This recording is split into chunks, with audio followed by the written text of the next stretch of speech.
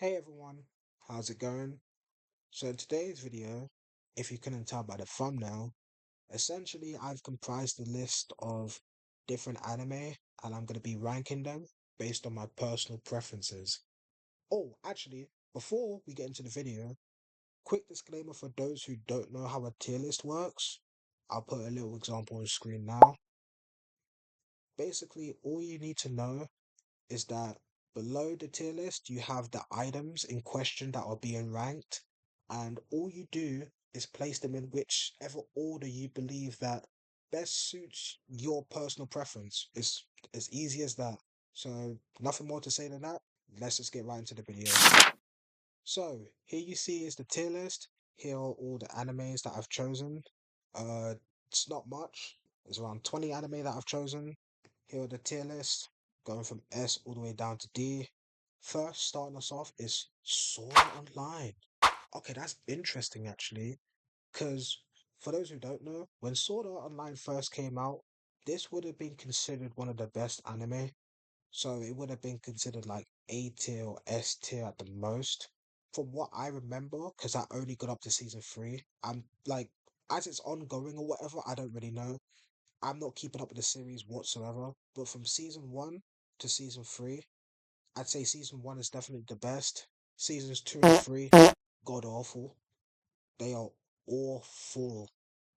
It's not really that much of a hard choice if I'm being honest. I'd say, yeah, C is mid. Because when it first came out, it actually did something that a lot of anime back then never did. So I think it was one of the first to do this, which was basically set its world in real life but kind of transport them to a new world. So if you don't know what that is, it's an isekai. An isekai is, how do I say this? Imagine your protagonist or main character, for whatever reason, he's in one world, he gets transported to another world. So he could die in his world and just be reincarnated or reborn in this other world as someone else, or himself, or themselves, whatever. That's basically what Sword Art Online did, and it was such an original and such a cool idea at the time. But now that it's been done like so many times, it's kind of faded into obscurity. For those who love Sword Art Online, I'm not saying it's bad. I'm just saying that, well, obviously saying season two and three is awful. Anyways, next up, Akame got Kill. Akame got Kill is actually pretty good if I'm being honest. First time around when I watched it, it was definitely what I was looking for. So basically being like darker and more gritty and had good fights, decent characters. But from what I can remember about it, I I put it in, the thing is, from what I remember, I'd put it A tier, but I'm pretty sure it doesn't hold up. I'm I'm sure my opinion of it will change later on, but I'll put it in B, just because I don't believe it holds up. Because I really liked it, but I felt like it was missing a lot of things, and that's essentially what the B ranking is for. It's kind of half and half, you know. It's like it's good, but it got flaws in it, so I'm leaving it in B. Some of these I might move later on, but yeah, we'll just have to wait and see. Anyways, next is Hell's Paradise. Hell's Paradise, that's real good. That is really good. I'm not sure if it's getting a season two. It should get a season two. It's really good. Characters are really cool. The power system is actually amazing. It's kind of like Taoism or something. You have this kind of yin and yang power where you have to kind of be in balance. So you have to, it's essentially emotionally balanced. So you have to be angry, but then like happy, and it's weird. It's still really good, but it's weird. I can't explain it. Next up, Dawn to Dawn. Now this is a fairly newer anime. This is definitely getting a season two, and I definitely rank that to be, yeah, I think it's a comfortable A tier, as well as Hell's Paradise. But Dawn to Dawn, it just has really good characters. The world is interesting, very wacky. They're funny, you know. It's really good anime. Really good anime. Next is, what is this? Oh, Kaiju 8. Nope. Or Kaiju No 8. Is that what it's called? Something like that. I don't know. why did I put this on the list? Yeah, this is, as far as I can remember, it's a decent watch. Uh, it's another short anime. Mind you, a lot of these are short animes, but some in particular that you can clearly see aren't, and we'll get into those when we get into those. It's it's decent, it's pretty decent. It's not, you know. Basically, imagine One Punch Man. The main character starts off as this guy who cleans up like monster corpses, but then he gains like the powers of the monsters that he cleans up after, and then he basically becomes One Punch Man. That's basically it. It's decent, it's alright. Oh, next is Dragon Ball. None of you know this, but Dragon Ball is actually my all-time favorite. So that's obviously our first S tier. That's crazy. Dragon Ball Z, like I'm only considering Dragon Ball Z in this instance. I'm not considering the original Dragon Ball or Dragon Ball Super or any of the movies, but just Z. From Saiyan Saga all the way to Buu Saga, perfect. Love Dragon Ball. Nothing more to say than that.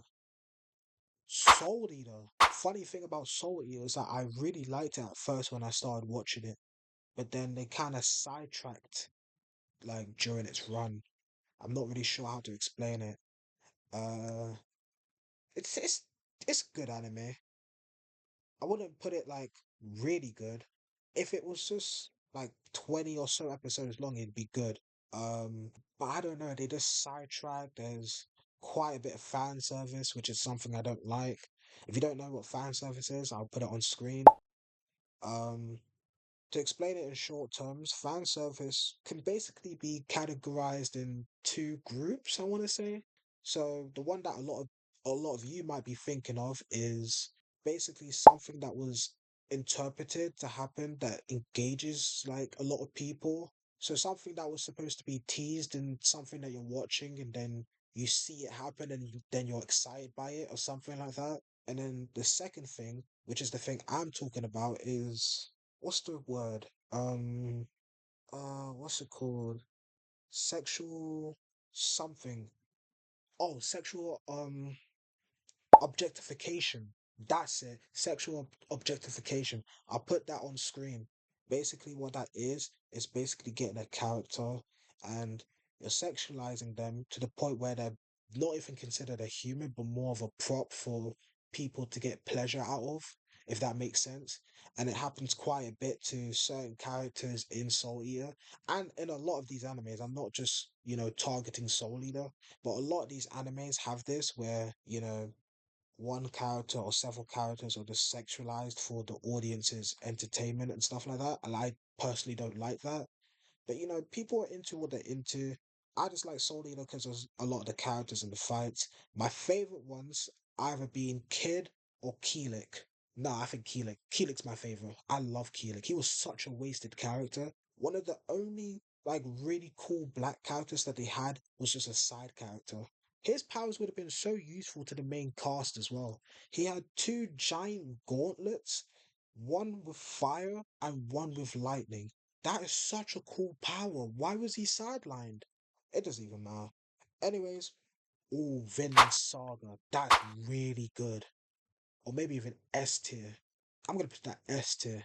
Vinland Saga is actually really good. Vinland Saga doesn't follow any of the cliches that a lot of these other animes follow.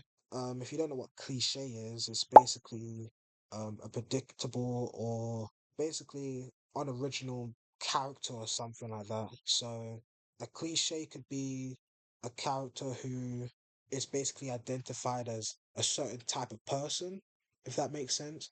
So imagine in many of the animes that you may watch that you have the person who's instantly in love with you, or the person who's supposed to be the funny comedic relief or something like that. Vinland Saga is one of those animes that don't do that. It knows what it is, it knows what it wants to relay.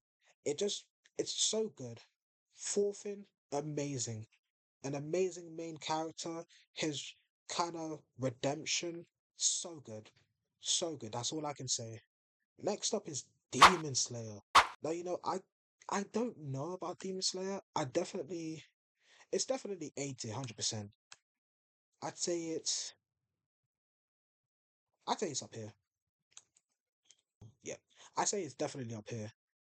Season one, nah. Season one is dry, 100% dry. It only gets good during the Nataguma Mountain arc. Season two is probably the best. Season two and I want to say four. I think that's the harsher training. Season three is alright, though all of them have really good animation. That's basically what I believe carries it.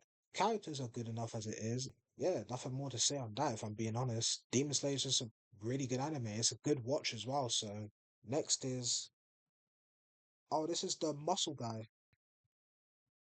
Muscle? Mashal. It's a decent watch. That's all I can say. I liked it more than this, not more than Akame ga Kill. Yeah. The thing with this guy is think of, I don't know if you guys know what Harry Potter is, but think of Harry Potter, think of One Punch Man, and think of Black Clover.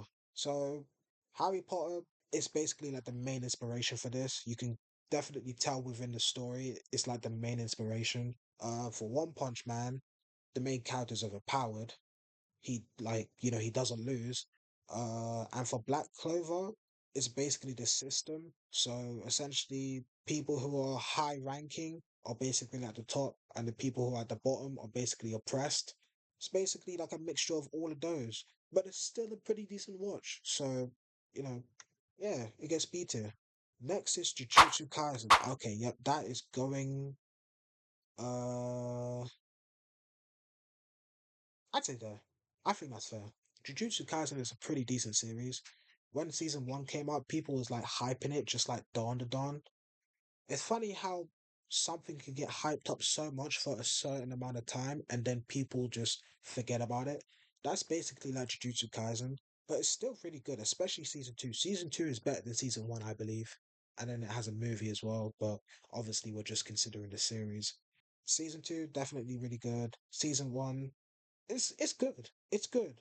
I believe series gets better over time, so I'm under like the belief that season two is better just because it had more to explore and stuff like that. Next is Seven Deadly Sins. Now I don't really know what's happening with Seven Deadly Sins as of now. I think there's like this new generation with their kids and stuff.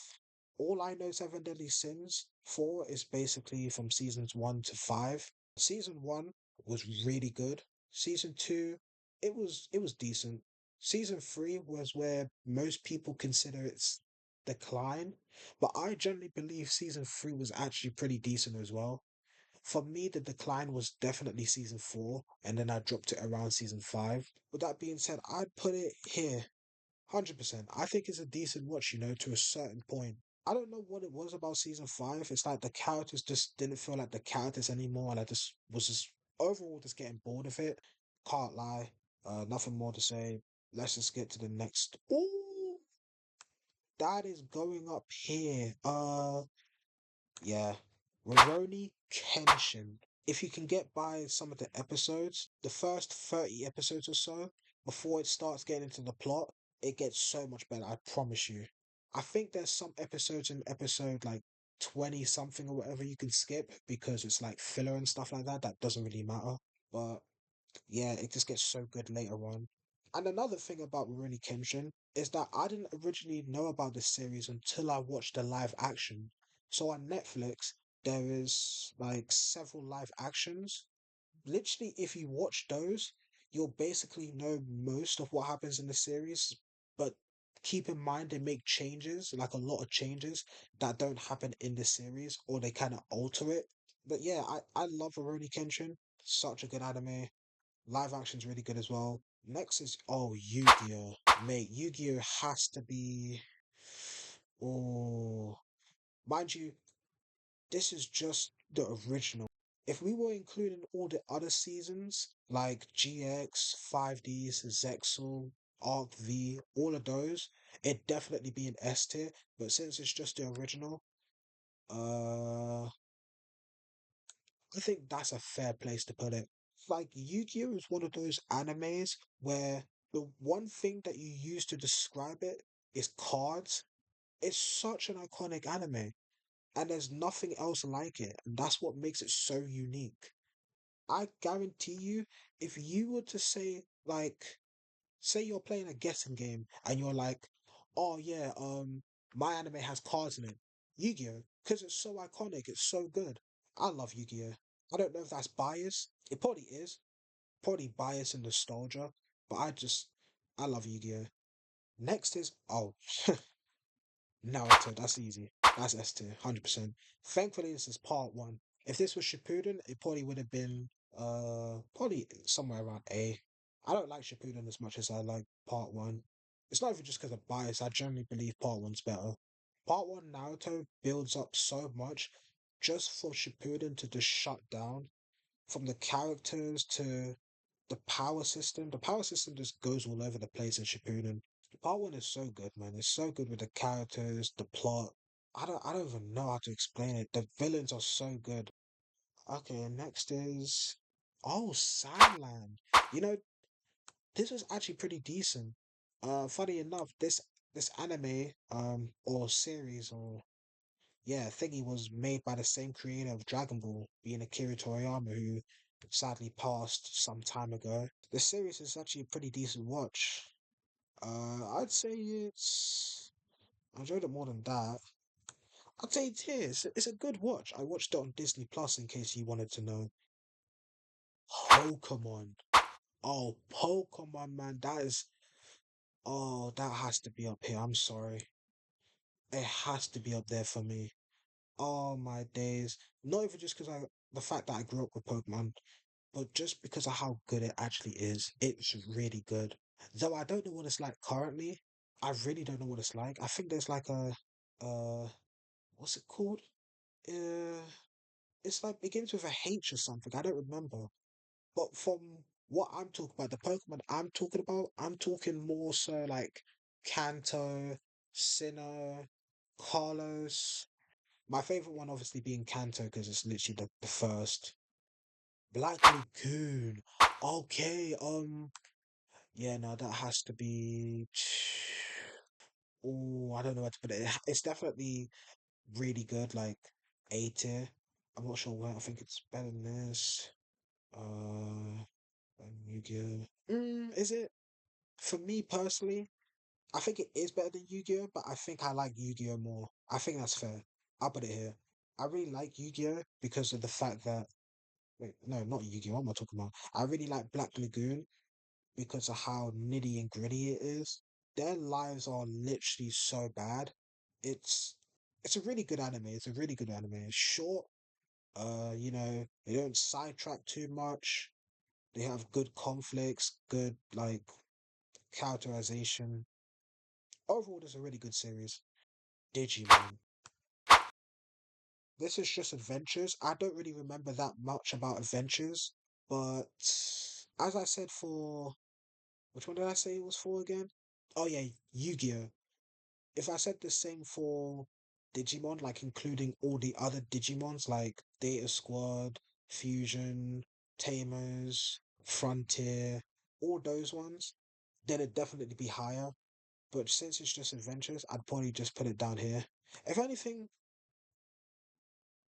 I don't know. Yeah, I think that's fair. Because adventures, I don't really remember that much about, so it has to be down there for me. Because my favorite Digimon is actually Data Squad. So if it was Data Squad, probably up there. Last but not least, Cyberpunk Edge Runners. That's really good, actually. I'm putting that right here. That is really good. But yeah, that's the end of the video. Sorry it was so short. There was only 20 anime to rank. But if you guys enjoyed it, I hope you guys enjoyed it. Hopefully you guys have a good day, night, evening, and yeah, take care.